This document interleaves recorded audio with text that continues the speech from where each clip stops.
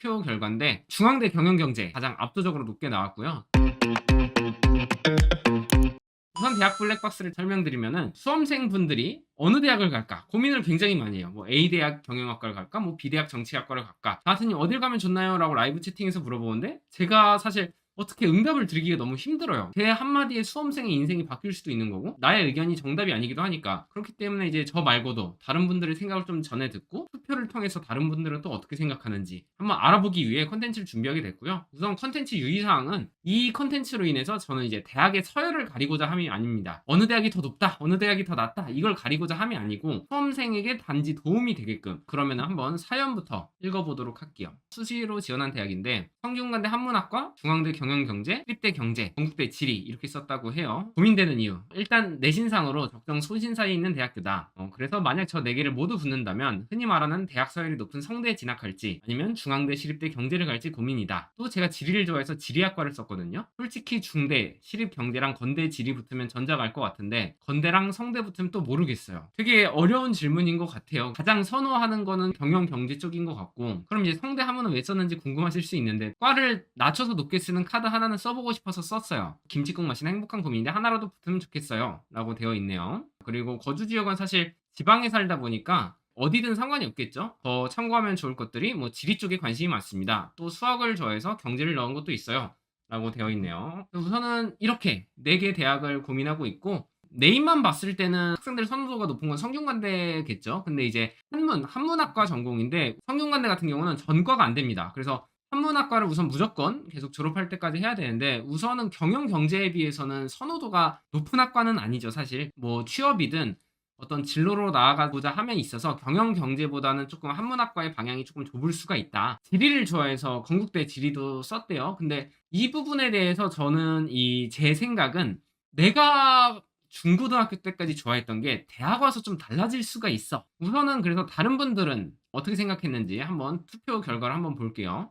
투표 결과인데 중앙대 경영경제가 가장 압도적으로 높게 나왔고요. 중앙대 경영경제가 밸런스 있는 느낌이죠. 그러니까 뭔가 네임도 전공도 취업이나 이런 걸 했을 때 진로로 나갔을 때 되게 괜찮은 학문처럼 보여서, 다음으로는 성균관대 한문, 그리고 시립대랑 건국대 지리는 투표 수가 적네요. 그러니까 압도적으로 중앙대 경영경제를 사람들이 추천한다. 댓글도 한번 살펴볼게요. 결국엔 가고 싶은 과에 가는 게 행복하더라. 건대를 추천하시는 분이 있는데 아이디가 되게 정직하죠. 건대, 시립대, 경희대. 여기에 성대생이 있네요. 성글경 3학년인데 한문은 가봐야 결국 반수임. 그러니 중대 경영 가서 서영고 지리 목표로 반수하자. 꿈이 중요하지. 성대에서 가장 높은 과 중 하나잖아요. 글로벌 경영이. 문과는 무조건 간판이 중요하다라는 의견도 있네요. 그러니까 문과는 무조건 간판이 중요하니까 서성환과 중경의 시간에 인식 차이도 있기 때문에 서성환 낮은 과에 가서 전과나 복전하는 게 나을 것 같음. 성균관대는 전과가 없습니다. 저도 사실 사연 주신 분의 진로가 궁금하긴 했는데 딱히 아직 진로는 안 정해진 것 같아요. 근데 그렇잖아요. 사실 고3인데 무슨 진로가 정해져 있겠어요. 그쵸? 그렇잖아요. 고3 때 진로를 정해도 이게 바뀌어. 그렇잖아요. 뭐 초등학교 때 꿈이 바뀌고 중학교 때 꿈이 바뀌고 또 이제 고등학교도 바뀌고 대학 가면 또 바뀐단 말이지. 여기도 전과하라는 얘기가 있네. 근데 이제 사실 성대는 전과가 안 됩니다. 복수 전공은 가능한데 이제 사실 복수 전공 같은 경우는 학생들이 선호하지 않는 과가 있잖아요. 그러니까 일반적으로 뭐 경영 경제를 선호하고 선호도가 떨어지는 학과는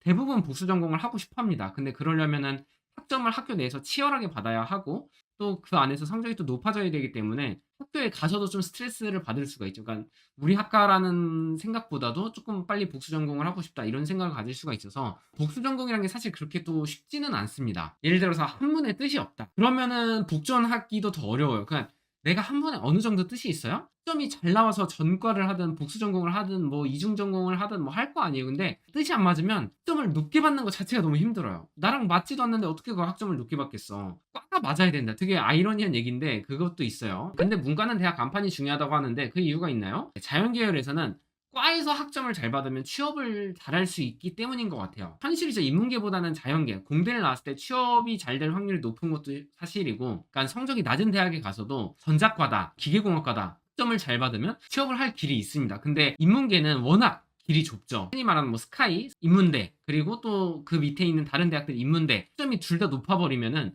이 밑에서 위에를 이기기가 되게 힘들다는 얘기인 것 같아요. 제 생각엔. 공대 같은 경우는 대학 이름과 상관없이 과에서 성적이 잘 나오면 취업을 다 잘할 수 있고, 다만 인문계는 자연계에 비해서 채용도 많이 적고 하다 보니까 이런 의미로 나오는 얘기인 것 같아요. 꾸준히 인기 있는 학과는 합격하기도 힘들고 막상 돼도 생각보다 되게 빡세요. 이것도 마찬가지예요. 왜냐면 복수 전공이 돼도 어찌 보면 그 커리큘럼을 다시 처음부터 쫓아가야 되는 건데 그러면 사실 되게 힘들죠. 남들보다 졸업이 복수 전공을 하면 기본적으로 1년에서 2년 정도는 늦어지거든요. 왜냐면 그 학과의 필수 과목을 다 들어야 되기 때문에 졸업까지 시간이 걸리죠. 그러면 한번 저 찾아볼게요. 성균관대 한문학과를 보면은 우리 한문학과는 동아시아의 한문고전을 체계적으로 발굴하고 정리하는 문헌학, 한문고전을 정확하고 아름다운 우리말로 옮기는 번역학, 한문 글쓰기를 연구하는 한문학 등 한문고전을 체계적으로 연구하고 오늘날 인류사의 문화자산으로 활용하기 위한 교육과 연구를 수행하고 있습니다. 그러니까 좀 한문과 연관해서 고전학을 조금 공부하는 학과인 것 같아요. 교과과정도 한번 보죠. 한번 뭐 눌러볼게요. 인문학과 4차 산업은 초연결 사회가 될 것을 전망하고 있다. 그럼 뭐 4차 산업혁명을 조금 인문학이랑 연결해서 하는 것 같아요. 주역, 상서, 시경을 비롯한 이른바 13경은 한문학의 주요한 사상적 기반이다. 이러한 유교 경전들의 각각의 성립 과정과 핵심 내용 그리고 후대에 끼친 영향과 그에 대한 학문적 연구의 성과들을 살펴본다. 너무 저한테는 어려운 것 같아요. 중앙대 경영경제관 소개. 경영경제관 소개는 왜 눌렀냐면 중앙대 경영경제관이 너무 좋아요. 제가 뭐 가봤잖아요. 심지어 그때 재학생분들이랑 투어를 해서 안에 들어가 보기도 했는데 우선은 이 안에서 수업을 듣는다면 만족도가 진짜 엄청 높지 않을까라고 생각을 하고요. 경영경제는 뭐 선호도가 워낙 높아서 우선 뭐 한문학과 커리큘럼만 읽어보고 지리학과 학생의 진로를 지역발전, 지역발전 그리고 글로벌 환경, 지리여행 등 3개 트랙으로 구성하는데요. 생각보다 재밌겠는데? 야외 답사는 지리학을 공부하는 데서 제일 중요한 연구 수단이다. 야외 현장의 지리학의 공감점을 해결할 수 있는 모든 답이 있기 때문이다. 이거 생각보다 꿀잼인데? 도시지리학, 이론적 부분에 초점을 한국뿐 아니라 세계적인 사례를 적용한 도시기원, 도시성장, 도시체계, 도시구조, 도시정책의 세부 분야에서 최근까지 발달된 기본 개념과 이론 사례, 적용을 다룬다. 이거 내 생각보다 훨씬 수업은 재밌어 보이는데? 재밌으나 지리학과 졸업 후 시험문은 거의 없습니다. 뭐 그렇긴 하네요. 취업과는 연관짓기 어려울 것 같은 상경계열이야 사실 워낙 많이들 알고 계시니까 패스를 했고 한문학과와 지리학과를 봤어요. GPT 의견도 너무 궁금하더라고요. GPT는 과연 어떻게 생각할까? 이 4개의 대학을 수시로 지원했어. 어디를 가면 좋을지 추천해줘. 중앙대 경영경제가 제일 점수가 높네요. 뭐 GPT 추천입니다. 우선 챗 GPT는 중앙대 경영경제를 85점으로 가장 추천을 많이 하고요. 그 다음은 이제 서울시립대 경제.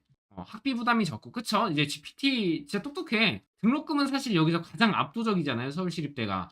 한문학과 같은 경우는 성균관대는 명문대 중 하나로 대학의 서열과 네트워크에서는 강점이 많습니다. 그러나 한문학과는 당신이 흥미를 가진 지리나 경제와는 관련이 적어요. 만약 이 학교를 선택한다면 이후 전과를 생각하거나 보수 전공을 선택하는 방법을 고려할 수 있습니다.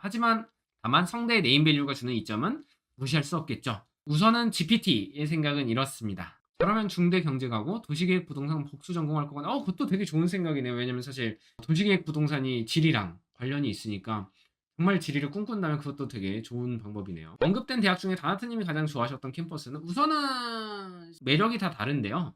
뭐 기준을 어떻게 줘야 될지 모르겠는데 건물의 으리으리함, 건물이 미쳤다. 이게 진짜 미친 건물이다 하는 건 중앙대였어요. 그러니까 모든 대학을 통틀어서도 거의 뭐 최고급 시설에서 수업을 들을 수 있다는 메리트가 있는 것 같고요. 유튜브 표 결과 같은 경우는 압도적으로 중앙대 경영경제가 많이 나왔고요. 시청자분들의 의견 역시도 대학은 간판이 중요하지만 적성과 맞지 않으면 학점을 따기 힘들어서 복수 전공도 힘들다. 그래서 채팅도 중앙대 경영경제에 손을 들어주시는 분들이 많았고 챗GPT 역시도 중앙대 경영경제에 손을 들어줬습니다. 자기가 좋아하는 전공 또 대학 네임밸류 이런 것들을 고려했을 때 가장 괜찮은 선택이지 않을까라고 추천을 해줬고요. 근데 물론 이 내용은 참고만 하시고 결정은 수험생분께서 정하시면 됩니다. 우리가 수험생분 인생을 책임져 주지 않아요. 그러니까 본인 소신껏 이거는 참고만 해서 결정을 해주시면 될 것 같습니다.